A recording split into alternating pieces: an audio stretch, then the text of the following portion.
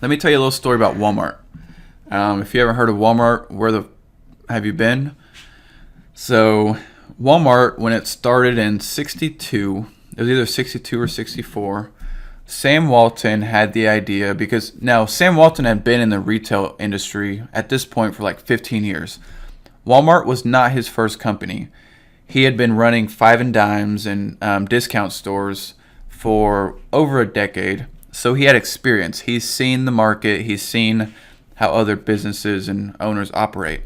So when they started up Walmart in 62, his policy was to issue a standard 30% markup on all product. No matter what other people were selling it for, no matter what it was worth, he took the price that they bought it for and added 30% to it. Now, why did he do this?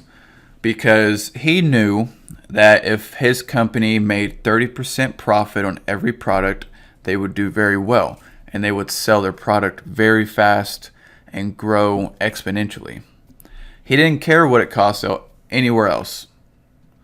And within 20 years, it became one of the biggest companies in the world just by passing along good deals to his customers. This is proof, and this is what we do. So Walmart, they would aggressively negotiate the price when they buy their product, and then they would just mark it up 30%. So Walmart was putting all of its effort into buying their product as cheap as possible, because the selling, they didn't advertise a ton. They didn't do a ton of campaigns. They just had cheap prices, and they put all of their effort into buying their product as low as possible and then marking it up 30%. And it worked, because where they, in the 80s is when they really saw the fruit of all this. Now, they've kind of lost their way since then. In the last 30 years, they don't do that anymore. But this concept took them within 20 years to take over the entire retail industry, and they beat Kmart, they beat Target, they beat Sears, and all of those companies were highly, highly funded, better organized, better leadership. But Walmart, it had a mission, and it had a cheap price markup, and it had good deals for its customers.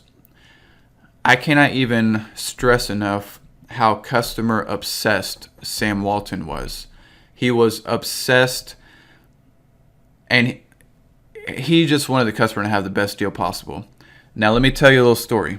Sam Walton and Walmart, that business model, and the book that Sam Walton wrote in the early 90s is directly responsible for Amazon's success. Let me show you how. Because Sam Walton,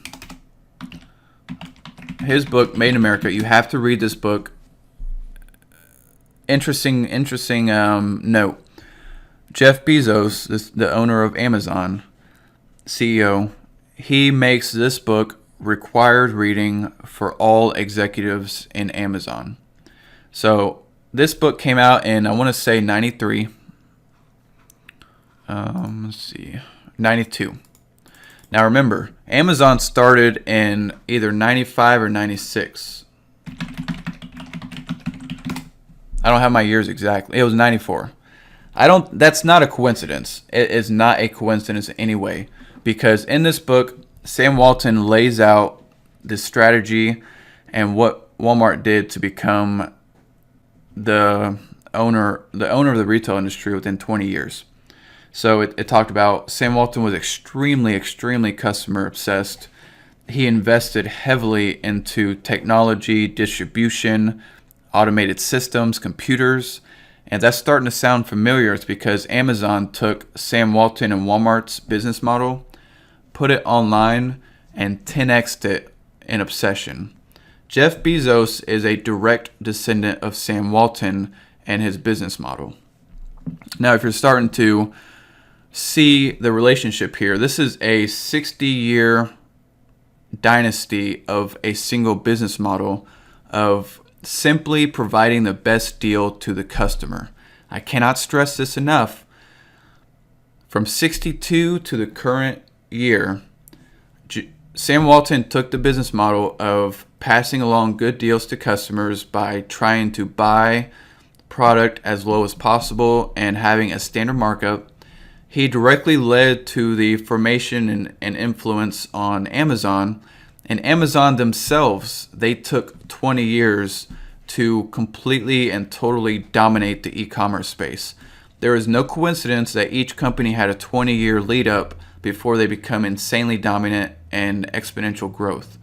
That's because while all the other competitors were being well funded, trying to sell their product for retail, trying to make as much money in the short term, Walmart and Amazon, they spent years and years collecting as many customers as humanly possible and creating a loyal foundation of shoppers that know they're not going to go to another store because they're not going to find better deals.